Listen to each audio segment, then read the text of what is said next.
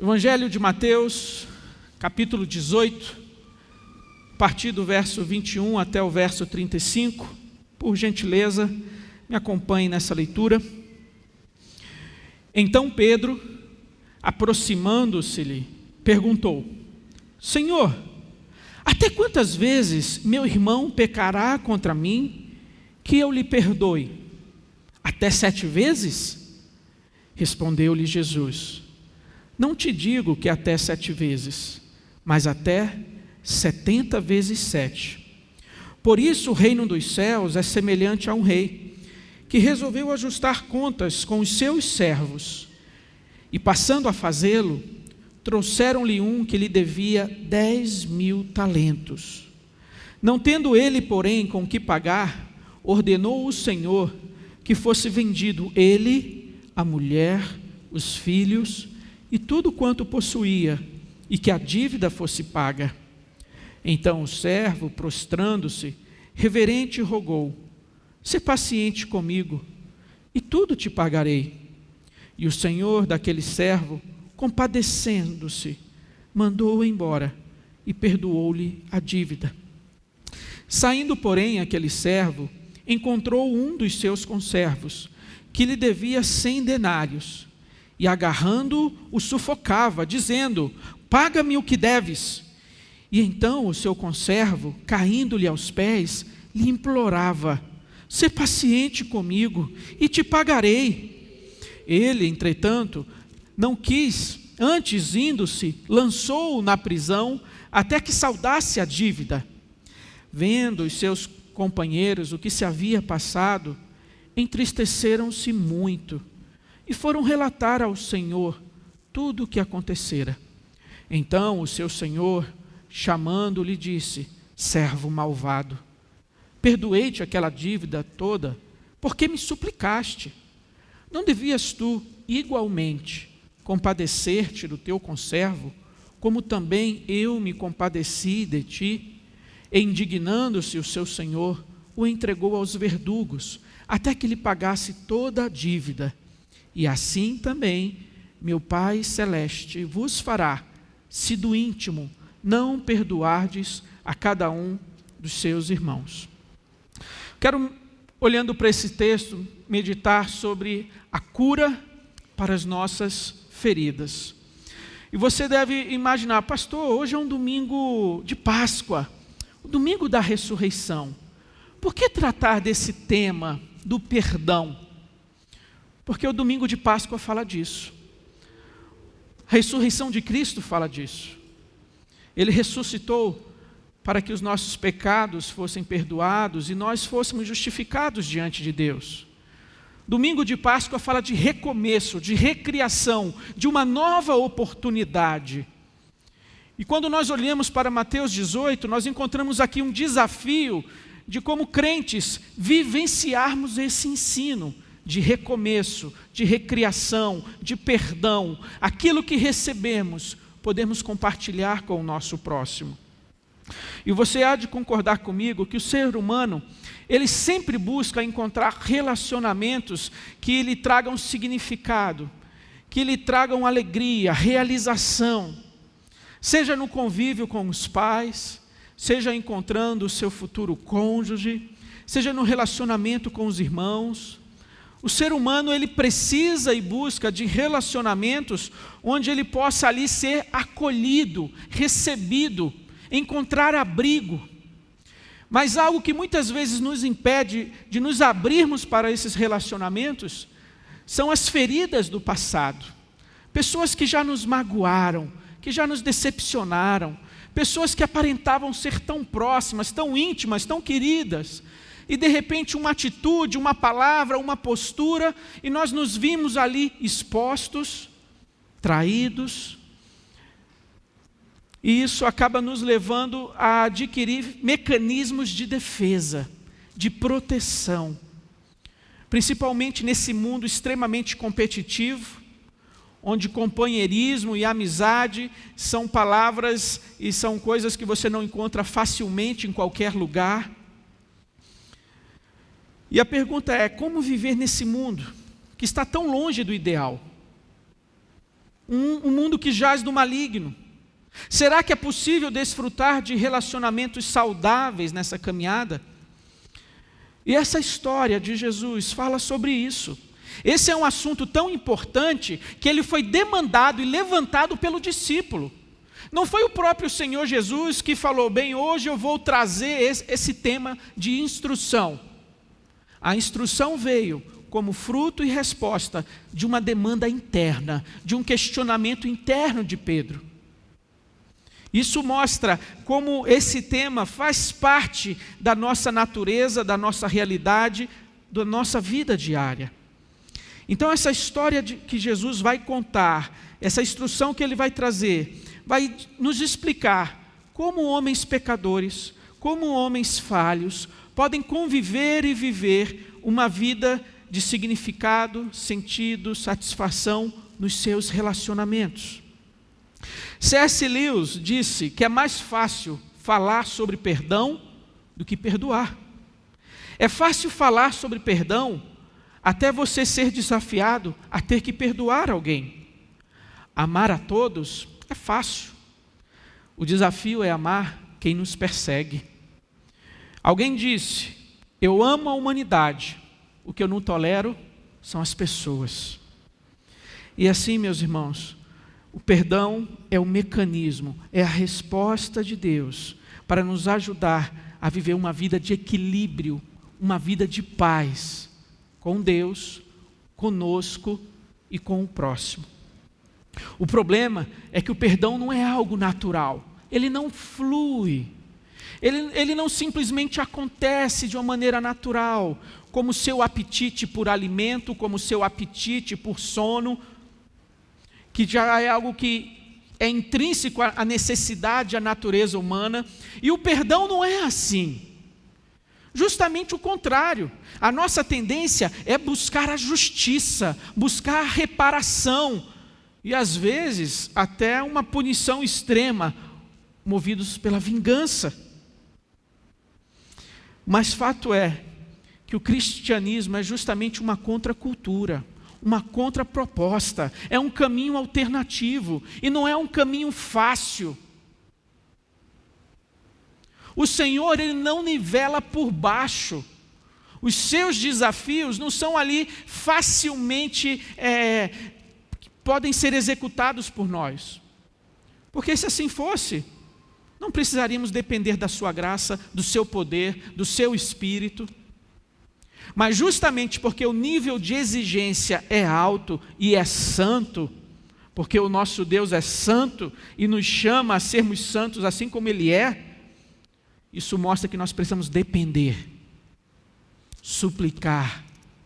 Deus, me ajuda, me dá graça, me dá a humildade de agir dessa forma, de perdoar verdadeiramente o meu irmão, não apenas dos lábios para fora, mas de coração. E nesse processo até de conseguir perdoar, Deus está trabalhando o nosso caráter, a nossa dependência, a nossa humildade. Ele está nos transformando de glória em glória. O raio-x que a Bíblia apresenta da natureza humana em Romanos 1, ele é um raio-x tenebroso, do homem natural. E ele vai dizer que por haverem desprezado o conhecimento de Deus, o próprio Deus os entregou a uma disposição mental reprovável, para praticarem coisas inconvenientes, cheios de toda injustiça, malícia, avareza, maldade, possuídos de inveja, homicídio, contenda, dolo, malignidade, sendo difamadores, caluniadores, aborrecidos de Deus, insolentes, soberbos, presunçosos, inventores de males, desobedientes aos pais, insensatos, pérfidos, sem afeição natural e sem misericórdia. E todo esse currículo maquiavélico descreve o nosso relacionamento para com o Criador, o nosso relacionamento para com o próximo.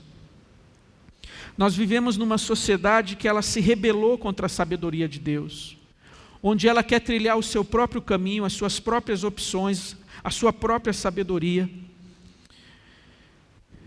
E ainda em Romanos, ele vai nos desafiar a não nos conformarmos com o presente século, a não nos conformarmos com a mentalidade que domina. Mas nós devemos nos conformar, nos amoldar, ter a nossa mente transformada pela palavra de Deus. É essa palavra que confronta o meu coração. É essa palavra que confronta a minha mentalidade. As verdades, supostas verdades que eu internalizei, por tanto ouvir e por tanto ver à minha volta. E é justamente eu ir para a palavra de Deus que ela vai expor a minha carência, a minha fragilidade. E vai me desafiar a uma conversão de rota e de caminho. A eu abandonar o caminho do homem, a sabedoria do homem, o caminho largo e fácil de ignorar a pessoa, de dar um gelo na pessoa, de puni-la, de me vingar. Esse é o caminho fácil, aparentemente. Porque o resultado é desastroso.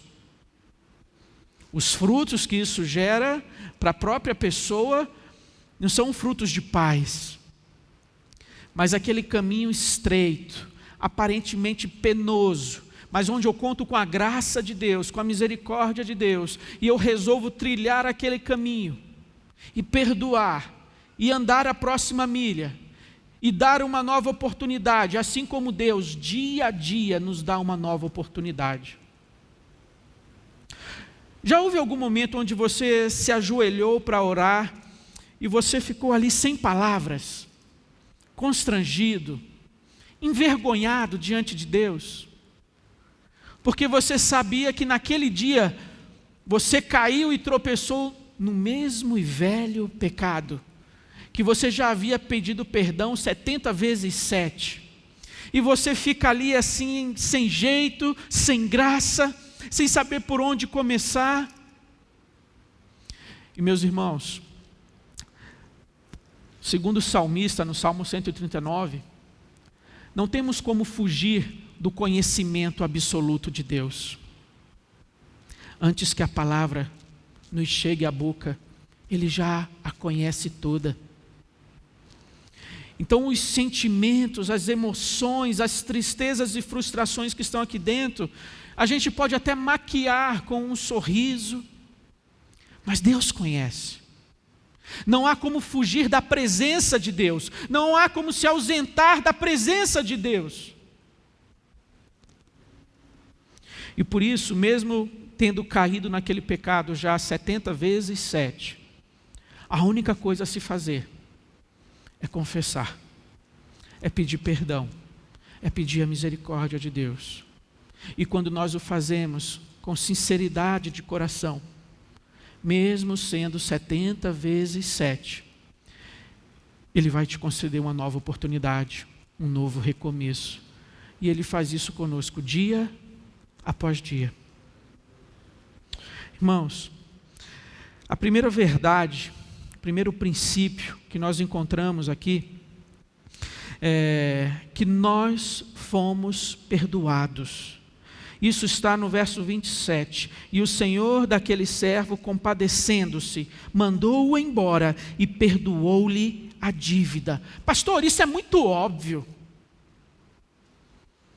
Estamos chovendo no molhado. Mas, meus irmãos, no dia a dia do aconselhamento, de ouvir pessoas com suas lutas, com as suas dificuldades, algo que a gente percebe, que aquilo que aparentemente é tão óbvio, é tão difícil de ser vivenciado, internalizado, das pessoas acreditarem e se convencerem de que Deus as perdoou. Não importa o tamanho do pecado e da ofensa que tenham cometido.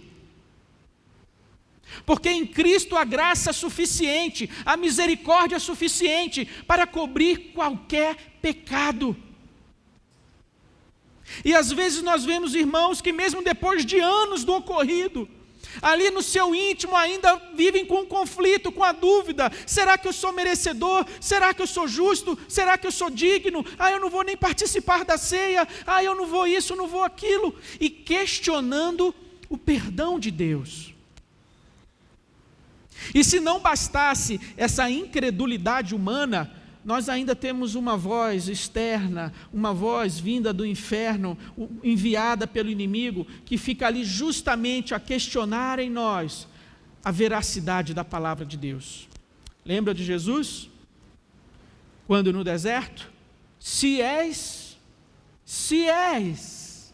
filho de Deus, então faça isso, faça aquilo. Se és. E no evento anterior, registrado no Evangelho, nós estamos ali no batismo de Jesus, quando aquela voz do céu diz: este é meu Filho amado, em quem tenho grande prazer. Esta é a palavra de Deus, essa é a afirmação da Escritura, e quando o inimigo vem ali confrontar o Senhor Jesus, a primeira coisa que ele coloca em xeque, em dúvida, é a palavra de Deus. Porque aquilo deixa o homem numa situação de instabilidade, de insegurança. Ele passa agora a não poder confiar nessa palavra, mas no seu sentimento e na sua emoção. E por isso aquilo que aparentemente é tão óbvio, precisa ser compreendido e vivenciado por cada um de nós. Fomos perdoados. E a ressurreição fala disso. O Senhor Jesus enxugou as lágrimas de Maria. O Senhor Jesus encheu de ousadia homens que estavam ali enclausurados. O Senhor Jesus deu fé a Tomé na sua incredulidade. A ressurreição fala de perdão. O Senhor Jesus restaurou a Pedro naquela manhã, na beira daquela praia. Restauração, perdão. E meus irmãos, o texto, a história contada pelo Senhor Jesus, fala que esse servo devia cerca de 10.000 talentos. Um talento era uma medida para peso. E ele comportava como de 26 a 36 quilos. A arrecadação anual na Palestina era 800 talentos. Todos os impostos arrecadados anualmente, 800 talentos. O texto aqui fala de 10.000 talentos. Mais de 10 anos de recolhimento de impostos. Jamais esse homem teria condições de pagar essa dívida. Mas pastor, por que Jesus usou uma cifra tão agigantada, tão exagerada, para expressar realmente o tamanho da nossa ofensa contra Deus? Que não importa o que nós fizéssemos, jamais teríamos condições de por nós mesmos resolvermos o problema do nosso pecado diante de Deus. Não importa qual a sua obra de justiça, de piedade, não seria suficiente para resolver a nossa dívida para com o Senhor. E por isso, Deus enviou o seu Filho para que Ele pagasse em nosso lugar, para que Ele cancelasse aquele escrito de dívida que era contra nós. E o termo justamente usado, indica isso, uma dívida completamente paga. Mas meus irmãos, além da alegria de sermos perdoados, além dessa verdade, dessa realidade, que nós somos chamados a vivenciar, não duvide do perdão de Deus. Não deixe que o inimigo entristeça o seu coração. Não fique remoendo e trazendo à memória aquilo que traz tristeza, aquilo que traz desânimo. Mas viva esse perdão.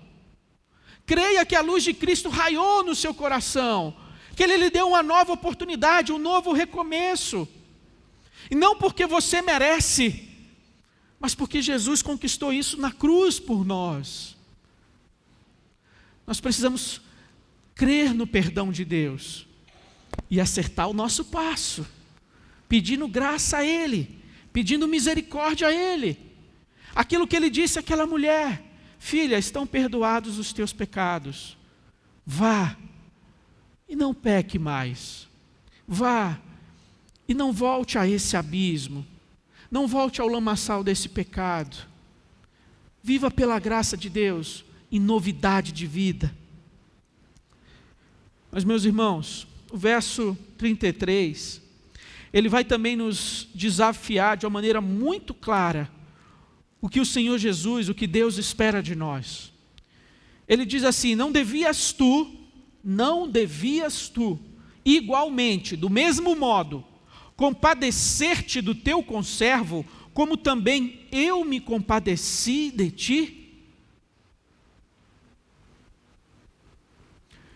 Mesmo nos momentos seguintes a receber tamanha graça, tamanha bênção, tamanho perdão, momentos após você ter essa grande alegria, você é capaz de pegar um homem pelo colarinho e levá-lo à cadeia, porque ele lhe deve ou lhe ofendeu numa proporção muito menor. Esse assunto é tão importante que o Senhor Jesus o incluiu na oração modelo, a oração do Pai Nosso. E aquela oração é uma oração realmente muito importante na nossa vida cristã. Os temas ali elencados de dependência de Deus, da vontade de Deus, da glória de Deus, da vontade dele sendo feita, de contentamento com aquilo que ele nos dá, de perdão ao próximo, de resistir às tentações, de resistir ao mal, de pedir livramento do maligno. E aquela oração foi compreendida a sua importância, que todos os teólogos da Reforma usaram o Pai Nosso como instrumento de catequese, preparando lições e aulas em cima do Pai Nosso. Eles usavam os 10 mandamentos, a oração do Pai Nosso e o credo apostólico, como 3 bases, 3 fundamentos para educar o cristão, para preparar o cristão para a vida cristã. Então o fato do Senhor Jesus ter colocado esse item de maneira tão clara ali na oração do Pai Nosso, mostra a importância desse tema. Ele está muito mais preocupado de como você lida com esse assunto do que com as quantias que você deposita no altar do Senhor. Certa vez ele falou ali no Sermão do Monte, que quando você vier trazer o teu sacrifício, a tua oferta, o teu cordeiro, e ali diante do sacerdote, naquele momento de adoração, o Espírito trazer à tua mente de que a tua comunhão está quebrada com o irmão, que há um impedimento, um empecilho, que há ali uma ira, um rancor, um ressentimento.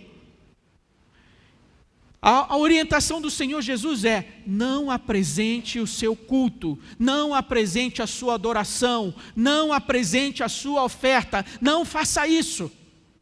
Há algo mais urgente a ser resolvido, há algo que tem prioridade. Vai no teu irmão, e ali, vocês dois, restaurem essa comunhão, transmitam esse perdão, faça a sua parte. Quando depender de vós, tende paz com todos os homens, faça a sua parte. Você não é responsável pela resposta do outro, pela atitude do outro. Se ele vai responder de uma maneira cristã, bíblica, espiritual, ou se ele vai agir de maneira orgulhosa, arrogante, você não é responsável pela atitude dele, você é responsável pela sua atitude, por aquilo que está no seu coração e por como você vai agir. E a orientação de Jesus é: não vá para o culto, não leve a sua oferta, vá restaurar. Quando essa situação você fizer aquilo que lhe cabe, quando você fizer a sua parte, venha sem peso, venha sem fardo, venha sem culpa, e adore ao Senhor, e entregue ao Senhor a sua adoração, a sua oferta, o seu louvor. Você percebe a importância desse tema? O texto que nós lemos em 1 de João, capítulo 1, num período da contrição, vai ali novamente tocar nesse assunto. Ele fala de luz e trevas. E ele fala que uma evidência de estar na luz e não estar nas trevas é que nós mantemos comunhão uns com os outros. É uma evidência.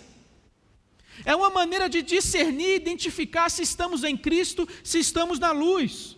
Se, porém, andarmos na luz como Ele está na luz, mantemos comunhão uns com os outros, e o sangue de Jesus, seu Filho, nos purifica de todo pecado.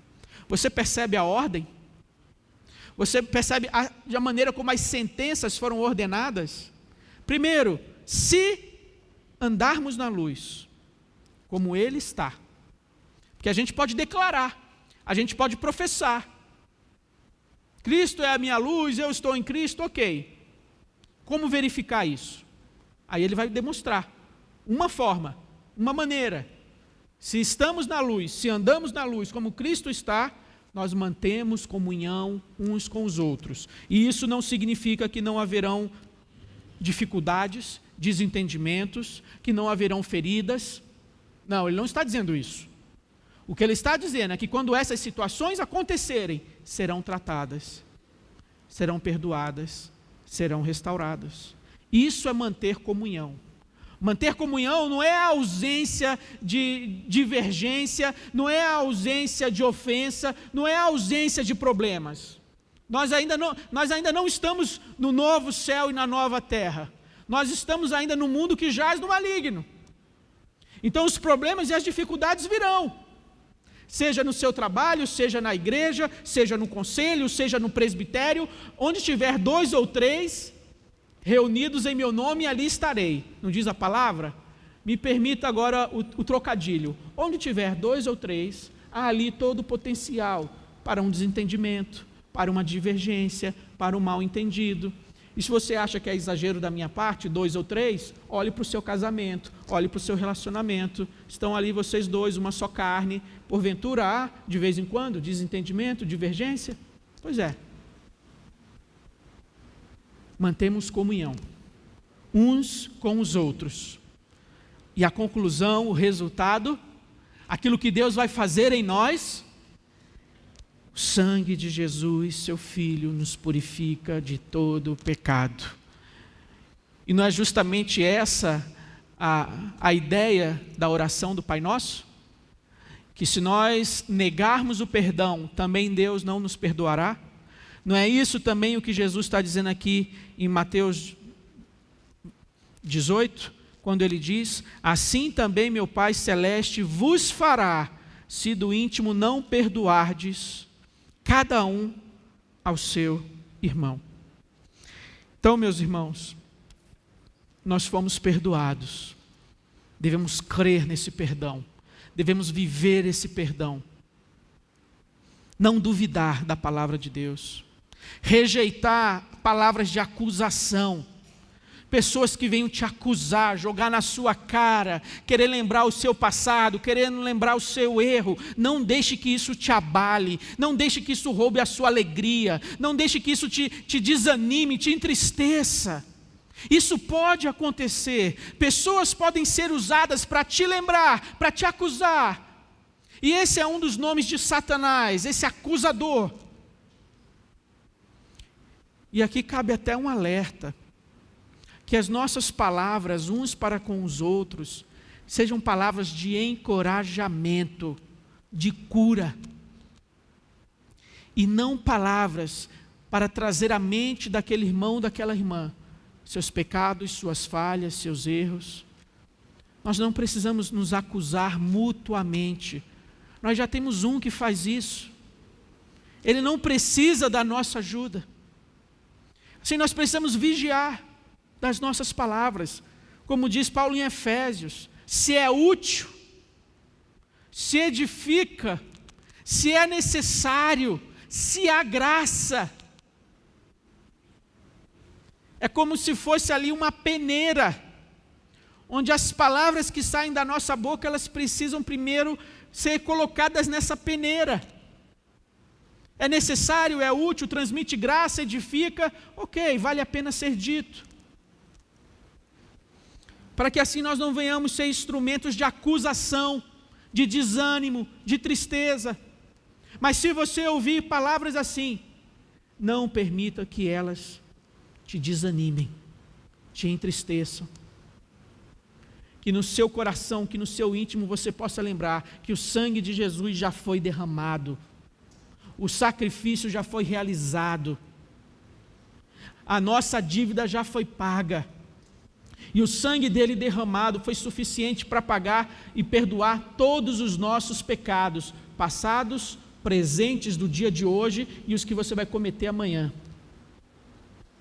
Quando a Bíblia fala de pedir perdão a Deus todos os dias, às vezes você, pastor, então o sangue de Jesus é suficiente para perdoar todos os meus pecados. E por que eu preciso pedir perdão a Deus todos os dias? Sabe por quê?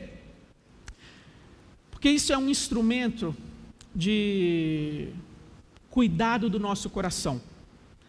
A ideia é a manutenção da comunhão. A manutenção da comunhão. Quando nós pecamos, quando nós afrontamos a Deus, fazemos a nossa vontade, nós voltamos as costas para a palavra de Deus e fazemos aquilo que está no nosso coração. Há uma ruptura nessa comunhão. Entende? Não é que você perdeu a salvação, vai para o inferno, hoje você é crente, amanhã não é. Não, nada disso. Mas a comunhão, a intimidade, ela foi ali rompida. E como isso é restaurada? Pela confissão. A confissão diária. É esse instrumento para manutenção da intimidade, manutenção da comunhão. Assim como isso é importante no relacionamento conjugal, marido e esposa. Quando nós usamos uma palavra que às vezes é grosseira, que às vezes é rude, que machuca o coração, que fere o sentimento, há necessidade desse perdão, dessa restauração, uma manutenção da comunhão.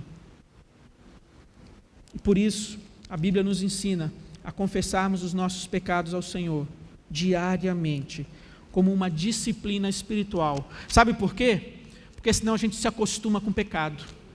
Passa a ser normal, passa a ser natural. Eu sou de carne, né? Mas quando eu dobro os meus joelhos e ali confesso a Deus, meus irmãos, para que esse momento de confissão seja mais efetivo, não adianta pedir perdão no atacado. Você peca o dia inteiro no varejo, né?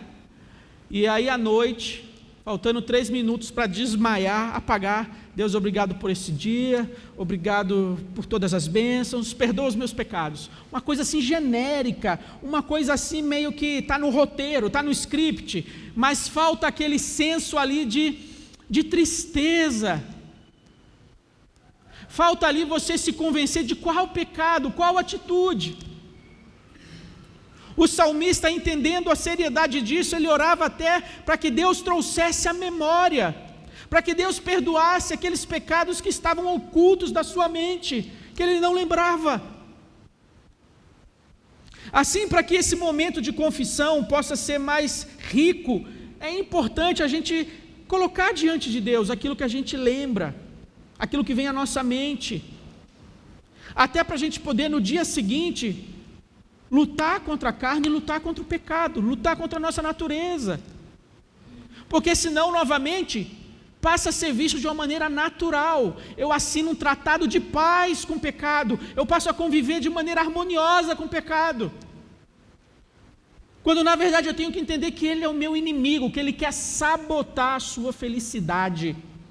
O pecado quer sabotar a sua comunhão, ele vai na surdina, nos bastidores, e ele vai minando a sua alegria, o seu prazer na palavra de Deus, o seu prazer na oração, o seu prazer em estar com os irmãos. O pecado vai sabotando isso em nós. E as consequências da escolha de não perdoar. Fomos perdoados por Deus, devemos viver esse perdão. Somos chamados a perdoar o nosso irmão. E isso não é um mandamento, isso é mandamento. E mandamento não é dirigido a sentimento e emoção. Você já ouviu aquela frase? Quando eu sentir que devo perdoar. Você já ouviu isso em algum momento? Na boca de algum colega, de algum irmão? Então eu levo para o campo das emoções. Quando eu estiver preparado, quando eu sentir que chegou o momento, né? Ano que vem vai completar 10 anos, né, do ocorrido, mas quando eu sentir, Meus irmãos, o mandamento de Deus, ele não é direcionado aos sentimentos e emoções, mas à volição, às decisões, ao arbítrio, à vontade. E a nossa vontade precisa ser quebrada. A nossa vontade precisa ser quebrada para que prevaleça a vontade de Deus, para que se realize na nossa vida a vontade de Deus. Porque quando se realiza a vontade do coração humano, você pode imaginar qual é o resultado? A vontade do coração humano, quando ela prevalece. Por isso a nossa vontade precisa se conformar à vontade de Deus. Se você for ficar nessa, quando eu sentir, sabe, você está em pecado, você está em desobediência, você não está na luz, você não está em comunhão com o corpo, e as suas orações, elas sofrem ali dano, elas são prejudicadas. A Bíblia diz isso. Ao falar do relacionamento conjugal, marido e mulher, lá em Pedro ele nos fala que nós devemos viver a vida do lar com discernimento, com sabedoria, e não como pessoas cegas e tapadas, que não entendem o outro, que não compreendem o outro nas suas características, nas suas necessidades, que o marido deve tratar a sua esposa como um vaso frágil e precioso, com carinho, com afeto, é sua irmã em Cristo. Isso é o outro lado da moeda.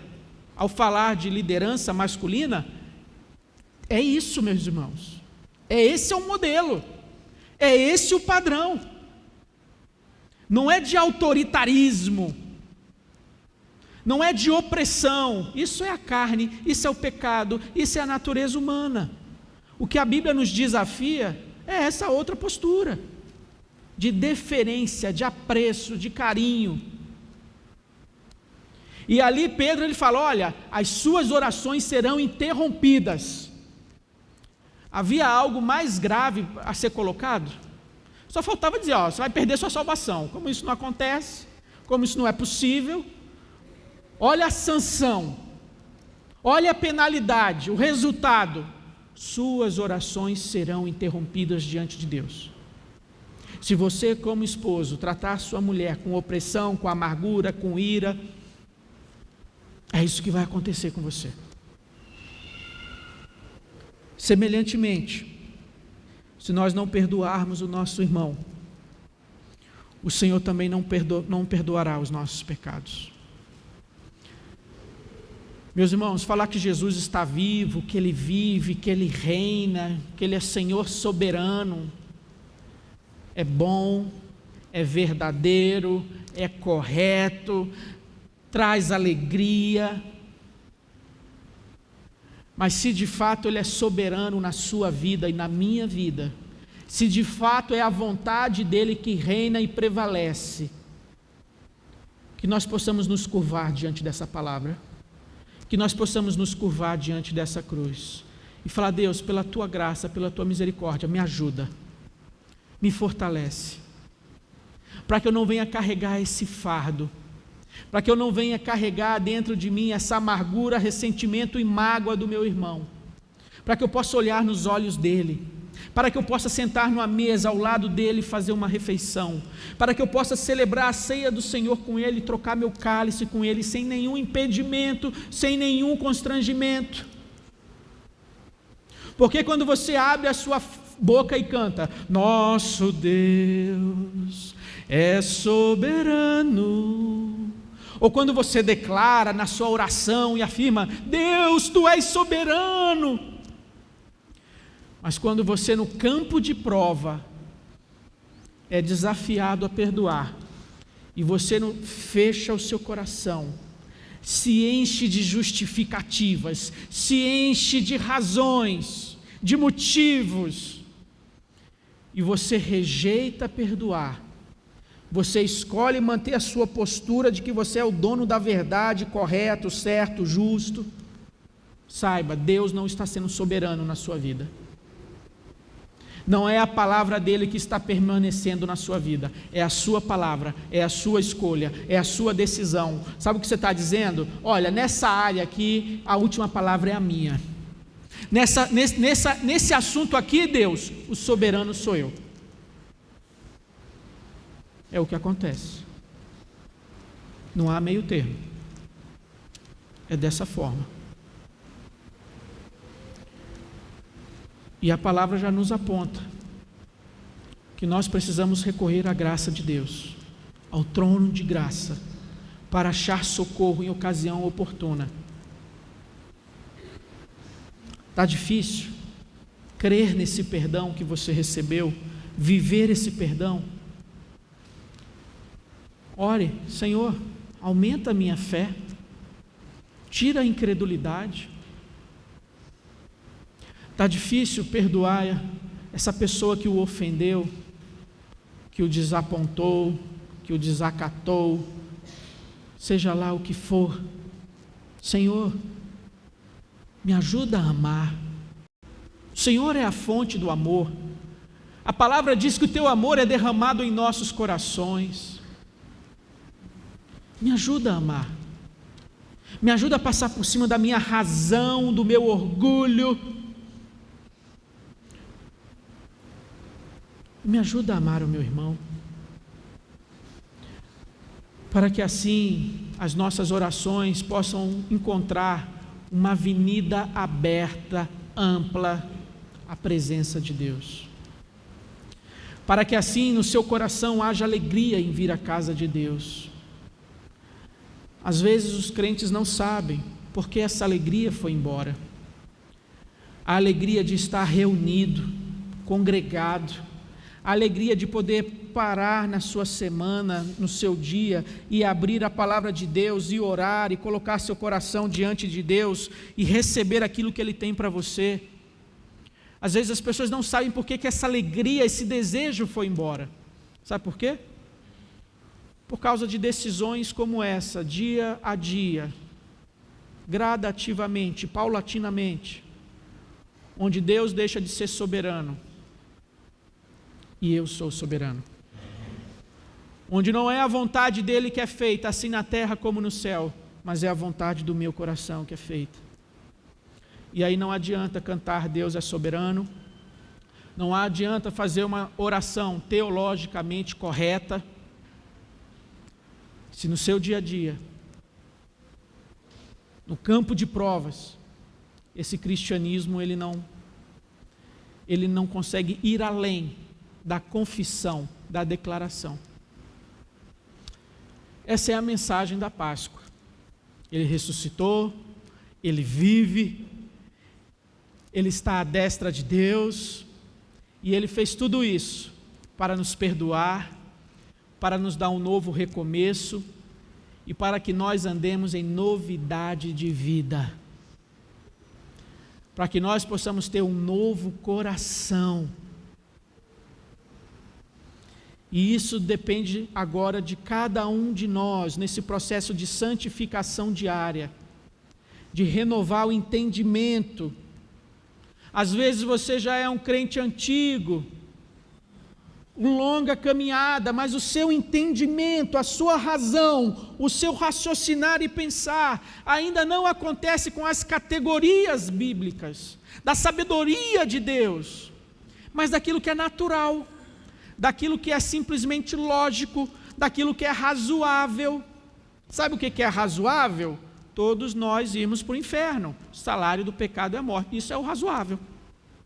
Isso é o natural. Isso é o lógico. Mas aí vem a sabedoria de Deus e a graça transborda superabundantemente nas nossas vidas.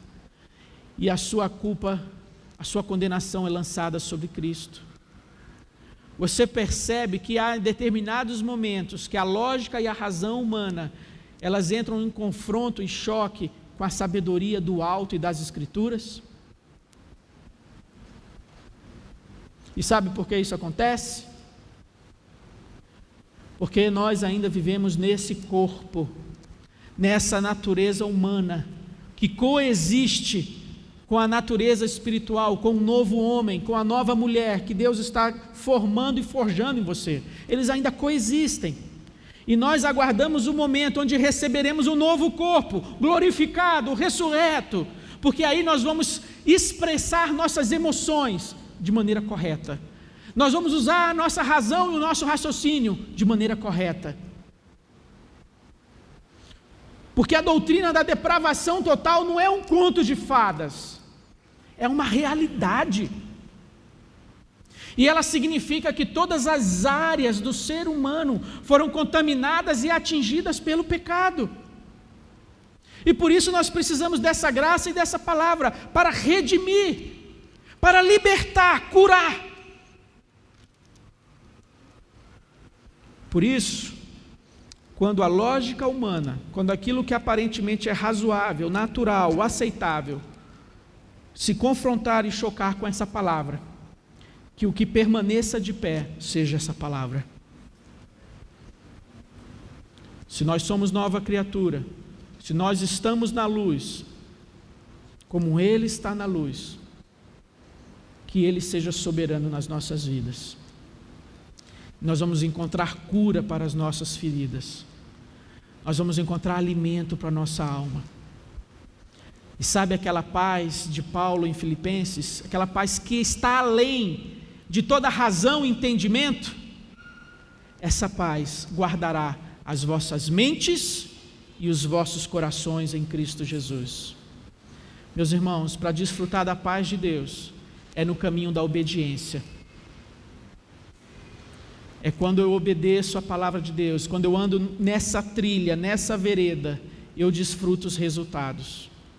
Não tem como eu querer ouvir a voz do meu coração, eu querer ser guiado apenas pela minha razão e imaginar que eu vou alcançar os resultados de paz, de perdão, de cura, de restauração, porque isso é um agir sobrenatural de Deus.